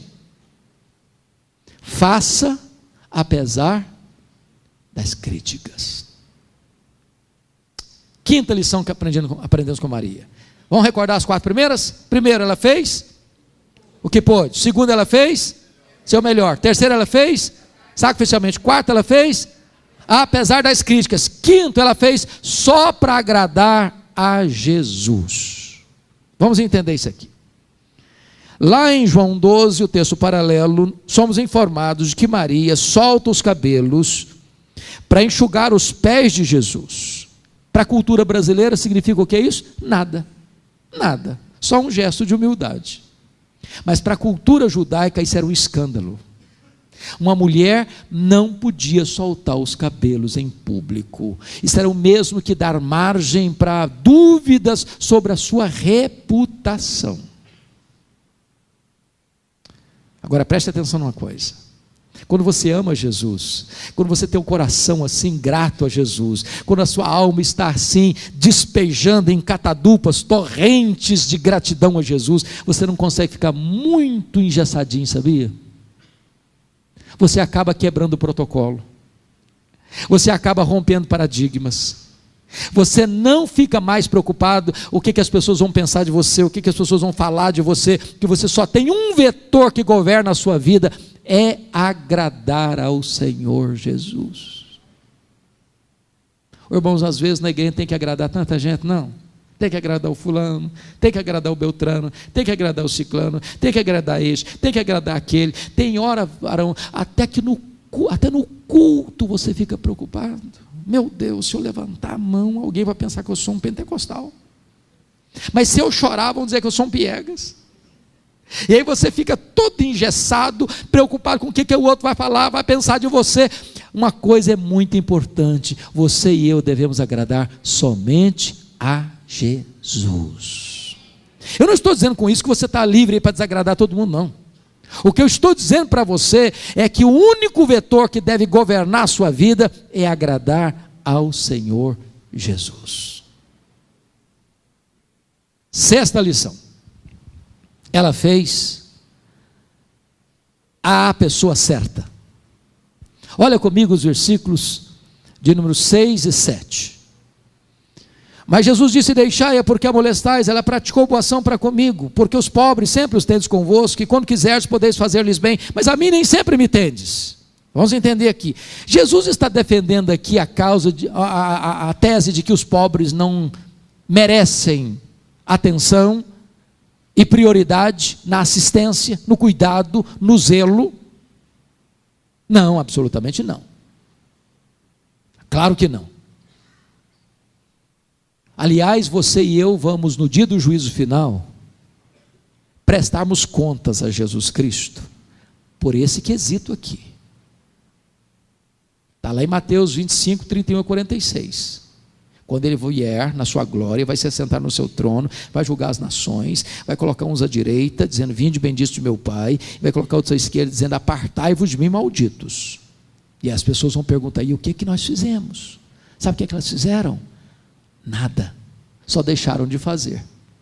Jesus disse: eu estive com fome, não me deste comer, com sede, não me deste beber, nu e não me vestiste, forasteiro e não me abrigaste, doente não foste ver-me, e eu estava preso e não me visitaste. Quando te vimos assim? Todas as vezes que deixaste fazer um desses pequeninos, a mim o deixaste fazer. Entendamos isso, irmãos, é como aquele filme. Tem hora que Jesus esconde o seu rosto atrás do rosto de um mendigo.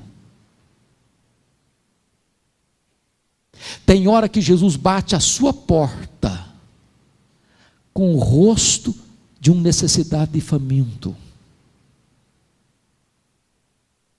A omissão é um grave pecado. Grave pecado. Agora preste bem atenção no que eu vou lhe dizer. Ninguém vai para o céu porque ajuda os pobres. Ninguém vai para o céu porque dá comida ao faminto. Ninguém vai para o céu porque dá roupa para o nu. Ninguém vai para o céu porque vai para o hospital fazer visita doente. Ninguém vai para o céu porque vai para fazer culto na cadeia. Ninguém vai para o céu porque é generoso em ofertar e em dar para as pessoas necessitadas. Você não ajuda os pobres para ir para o céu, você ajuda os pobres porque você já é cidadão do céu. Você não ajuda os pobres para ser salvo, você ajuda os pobres porque foi salvo pela graça. Ajudar os pobres não é a causa da salvação, é demonstração e evidência da salvação. Então Maria fez a pessoa certa. Sétima lição que eu aprendo com Maria. Maria fez não só a pessoa certa, mas Maria fez no tempo certo. Olha comigo, por favor, o versículo 8, a parte B. Olha aí, por gentileza. Ela fez o que pôde, antecipou-se a ungir-me para a sepultura. Vamos entender isso aqui.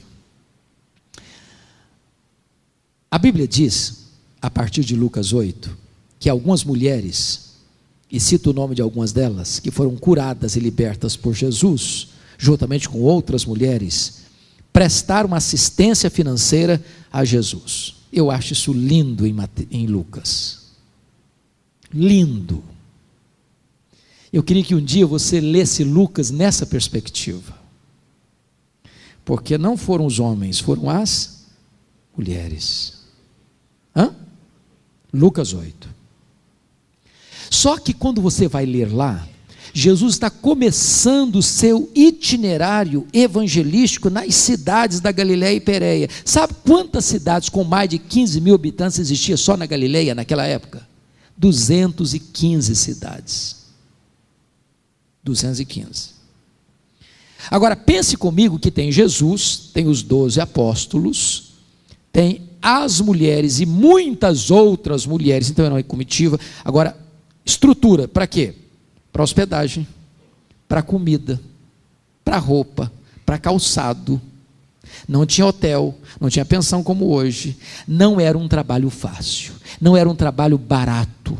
E elas estão lá acompanhando e custeando Jesus, bancando o ministério de Jesus. Olha que coisa maravilhosa. Jesus podia multiplicar assim pão e peixe, até coisa mais gostosa. Ele podia falar, parece a roupa mais bonita, a minha túnica mais bonita. Nada disso, ele foi sustentado pelas mulheres. Quando Jesus vai subindo para Jerusalém, porque já tinha dito para os discípulos e essas mulheres, que ele seria preso em Jerusalém, que ele seria crucificado em Jerusalém, para ressuscitar ao terceiro dia, essas mulheres sobem com ele. Quando Jesus foi crucificado, só tem João lá em cima, de apóstolo. Essas mulheres estão lá. Quando Jesus foi sepultado, não tem mais notícia, nem João está lá, nenhum discípulo está lá. Mas essas mulheres, agora preste atenção o que Lúcio vai dizer. Essas mulheres viram onde e como Jesus foi sepultado. Repita comigo, onde e como. Agora, eu quero que vocês acompanhem meu raciocínio. Que horas Jesus morreu? 3 da tarde. Que horas ele foi sepultado? A Bíblia não diz, mas você sabe de uma coisa. Tem que ter sido antes das 6 da tarde. Começava o sábado, não podia fazer mais nada. Agora, quantas horas tem então entre a morte e o sepultamento? 3 horas. 3 horas é o tempo em que morreu. Ok, agora o que vamos fazer? Bom, o que vamos fazer? Bom, o que nós vamos fazer? O sábado vai chegar. Se ficar aqui em cima, vai ser comido por bicho. As aves vão comer. Então, vamos fazer o seguinte: nós temos que sepultar. E quem vai tomar essa decisão? Aí o José de Arimateia chega para o Nicodemos, os apóstolos não estão aqui, está todo mundo fugido, está todo mundo corrido. E nós vamos fazer. O que vai fazer? Você é senador, cara. Você é o José de Arimateia, você é membro do Sinédrio, você tem um texto da Bíblia que diz que ele era senador. Você vai lá, porque você é autoridade política, conversa lá com o nosso amigo governador Pôncio Pilatos, para que ele libere o corpo dele. Tem que pegar um documento escrito, chancelado, e aí com a permissão, tirar o corpo da cruz, e agora limpar o corpo, e corre lá no mercado, compra roupa, compra perfume lá, correndo, e aí vem e limpa o corpo, bota roupa, bota lençol, bota perfume, vão correndo, o sábado está chegando, bota lá no sepulcro, fecha, ufa, deu tempo. As mulheres viram o quê? Onde e como. Deixa eu encher a bola das mulheres agora um pouquinho só. Mulher não gosta de nada, o quê? Mal feito. Não gosta. Sabe como é que foi feito? Apressadamente. E elas viram onde e como. Pensaram assim, não está bem feito esse serviço. Sabe o que vão fazer? A hora que passar o sábado, nós vamos correr no mercado, vamos comprar perfume e vão fazer esse serviço direito. Bem de manhã do domingo, lá vão elas, de noite ainda, com a grande pergunta: quem vai rolar a pedra para nós?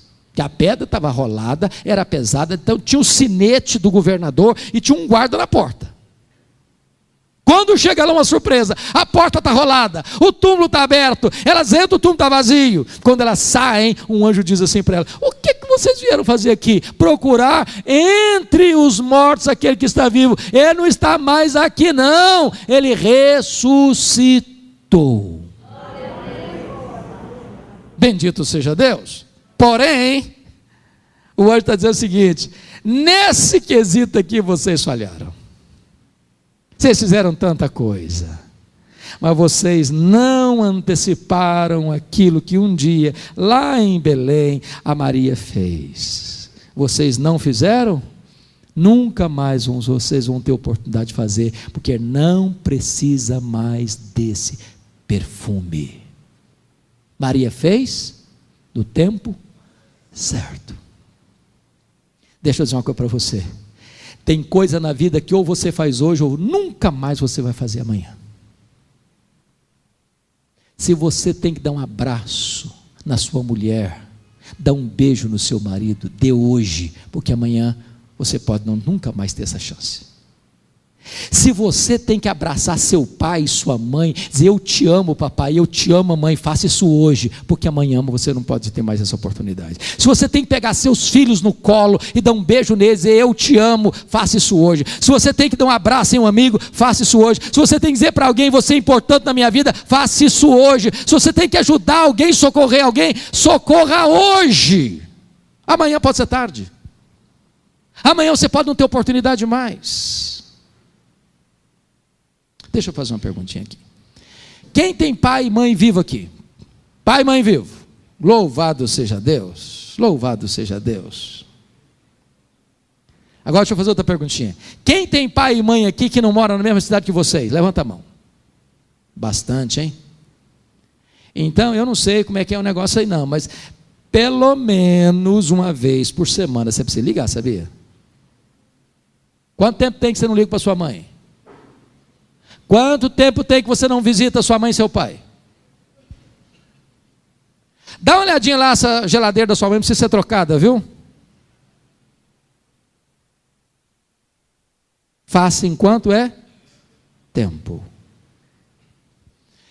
Eu fico muito chocado às vezes, pastor Luciano, com a nossa cultura brasileira, sobretudo com os nossos funerais. Sabe por que eu fico chocado, Antônio? Eu nunca vi ninguém receber tanto elogio quanto o defunto. Mas recebe elogio, hein? É uma rasgação de seda em cima do caixão. A grande pergunta é se aquela pessoa que está no caixão ali em vida escutou algum elogio daquele. Você já viu a quantidade de flor que o morto recebe? Hoje não faz sentido o morto receber mais flor que vivo.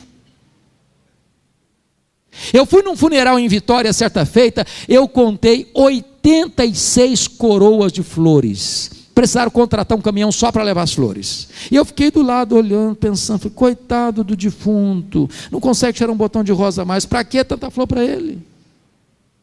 Você sabe por que os mortos recebem mais flores do que os vivos? É porque a dor do remorso é mais forte, a voz do remorso é mais forte do que a voz da gratidão. Manda a flor enquanto está vivo, pois que morre não adianta mais.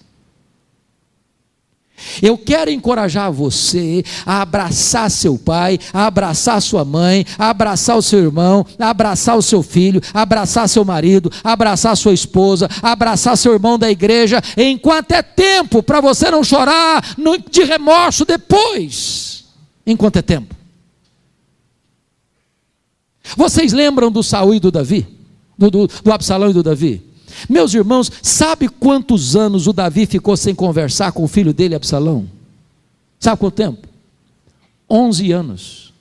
11 anos. Aliás, o Absalão precisou fugir de Israel. Com muito esforço de Joabe, o Absalão teve permissão para voltar para Jerusalém, mas Davi mandou um recado para ele: pode voltar, mas não quer ver a cara dele. Ele lá e eu cá. Já pensou o que é que um filho escutar este um pai, ou um pai escutar este um filho? Depois de 7 anos de mágoa, de gelo, de silêncio, um dia Absalão mandou um recado para o pai dele assim: papai, se o senhor tem alguma coisa contra mim, que o senhor me mate, mas conversa comigo, fala comigo, eu não aguento mais essa distância. Sabe o que o Davi fez?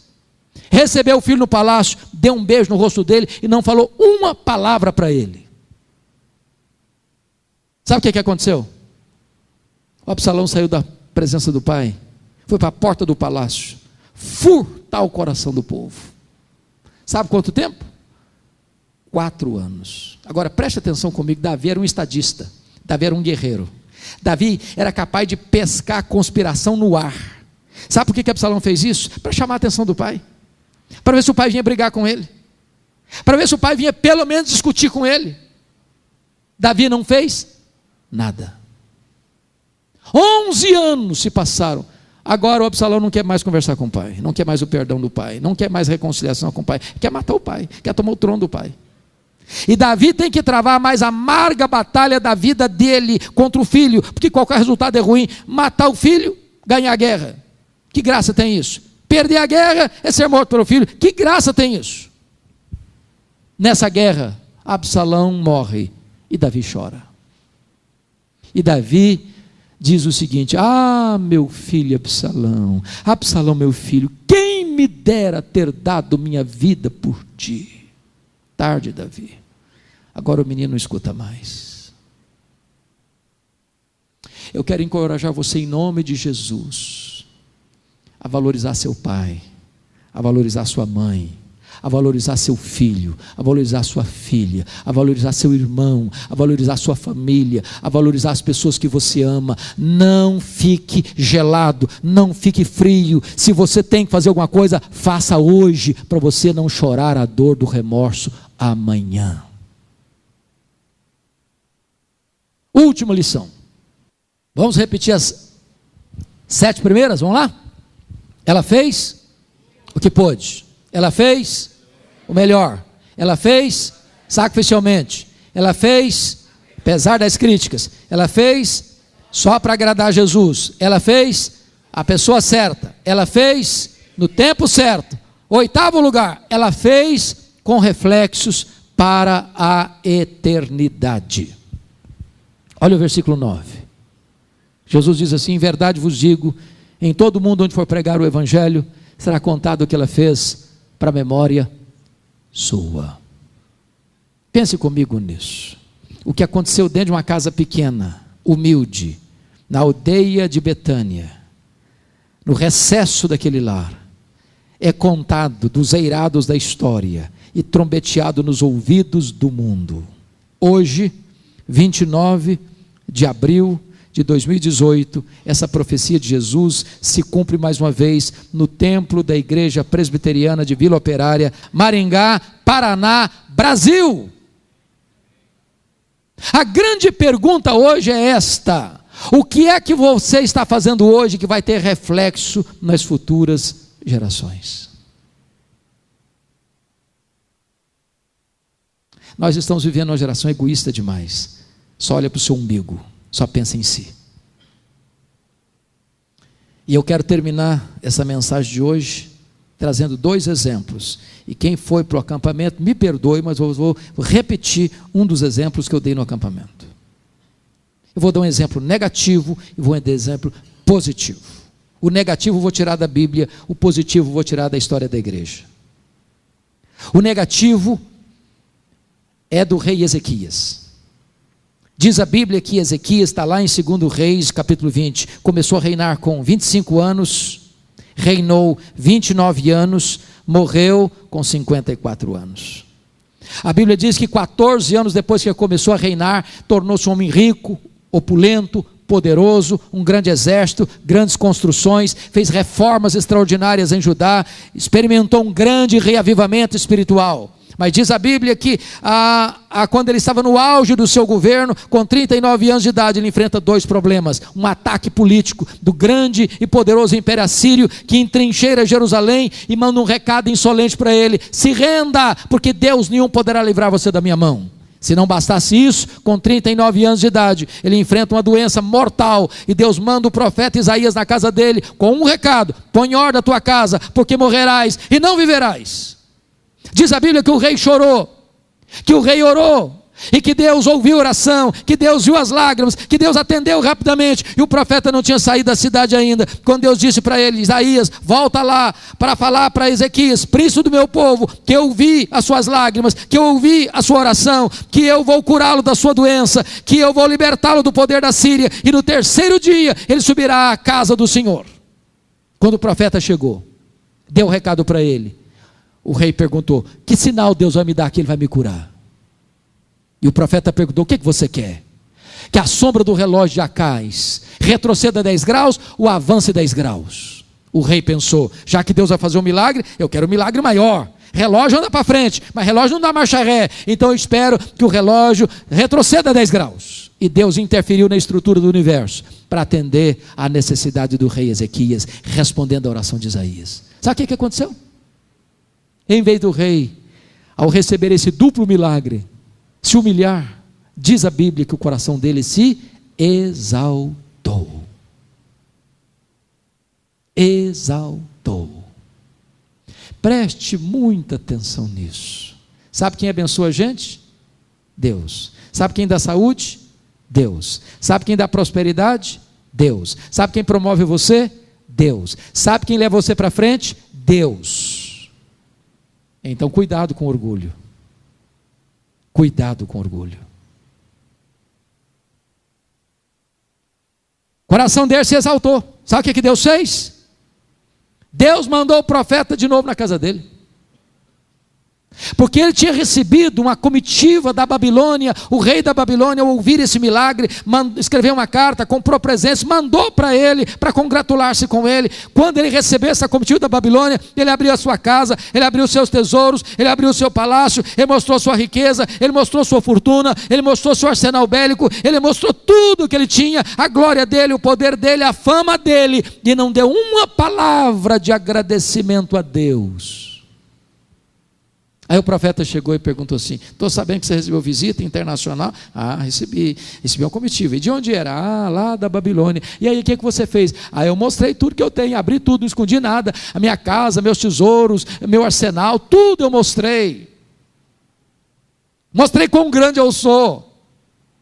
Aí o profeta disse: pois agora você vai escutar a palavra do Senhor. Essa Babilônia amanhã vai ser um grande império. Sabe o que vai acontecer? Essa Babilônia vai voltar e vai saquear tudo que você e seus pais antes de você ajuntar, tudo, vai levar tudo embora. Segundo, dos filhos que tu gerares vão ser levados cativos para a Babilônia. Terceiro, dos filhos que tu gerares vão ser feitos eunucos para servirem no palácio. Eles vão ser castrados, eles não vão poder gerar. Você quer uma tragédia maior que essa?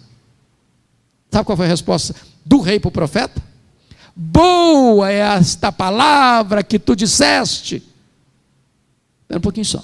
Acho que você não entendeu o que eu falei. Eu estou falando que a Babilônia vai tomar tudo, que os seus filhos vão ser escravos, que os seus filhos vão ser castrados, e você vem me dizer que boa é essa palavra. Você entendeu o que eu falei? E ele justificou e disse assim: boa é esta palavra que tu disseste, porque pelo menos eu terei paz nos meus dias. Sabe o que ele está dizendo, trocando em miúdos? Quando isso acontecer, eu já empacotei. Quando isso acontecer, eu não estou mais aqui para contar a história. Depois que eu morrer, que se dane as futuras gerações, eu não estou nem aí. Triste, não? Muito triste. Quer dizer para você pai, para você mãe, para você avô, para você avó, que você precisa estar comprometido com as futuras gerações, que você não pode abrir mão da salvação de seus filhos, que você não pode sair da brecha até que seus filhos sejam resgatados. Você não gerou filhos para a morte, você não gerou filhos para o cativeiro, você não gerou filhos para povoar o inferno. Seus filhos são herança de Deus, seus filhos são promessa de Deus. Não desista deles. Mas agora eu vou lhes dar um exemplo positivo para encerrar. Vou pegar da missiologia, o missionário David Livingstone. Ele foi para a África, ele era um missionário inglês. Dedicou os seus dias todos na África, servindo a Deus com alegria, com entusiasmo. Lá ele foi atacado por um leão. O leão quase que destroçou o seu braço direito e ele ficou com o braço mirrado. Mas permaneceu lá, adoeceu lá, morreu lá na África. Quando ele morreu, os ingleses foram para a África para pegar o corpo dele e sepultá-lo na Inglaterra. Os africanos disseram: vocês podem até levar o corpo dele, mas o coração dele não. Ele amou a África, ele serviu a Deus na África, e o coração dele vai ser enterrado aqui na África. Sabe o que fizeram? Abriram o peito dele, arrancaram o coração dele e sepultaram o coração dele na África. Quando você vai a Malawi, lá tem uma catedral de chão batido, e tem uma placa de bronze na parede com os seguintes dizeres: para a glória de Deus e em memória de David Livingstone. Levaram o corpo dele para Londres, na Inglaterra, e sepultaram-no na abadia de Westminster, onde estão sepultados os reis e os nobres da Inglaterra. O túmulo mais visitado na abadia de Westminster não é dos reis nem dos nobres, é de David Livingstone. E lá tem uma placa de bronze com os seguintes dizeres: para a glória de Deus e em memória de David Livingstone. Oh, amados, que Deus nos ajude a viver de tal maneira que depois que partirmos, a nossa vida ainda continue inspirando pessoas a viver para a glória de Deus. Que Deus nos ajude a imitar essa mulher que viveu aos pés de Jesus, para aprender, para chorar e para agradecer, fazendo o que pôde, fazendo o seu melhor, fazendo sacrificialmente, fazendo apesar das críticas, fazendo só para agradar a Jesus, fazendo a pessoa certa, no tempo certo, com reflexos para a eternidade. Que Deus nos abençoe. Amém.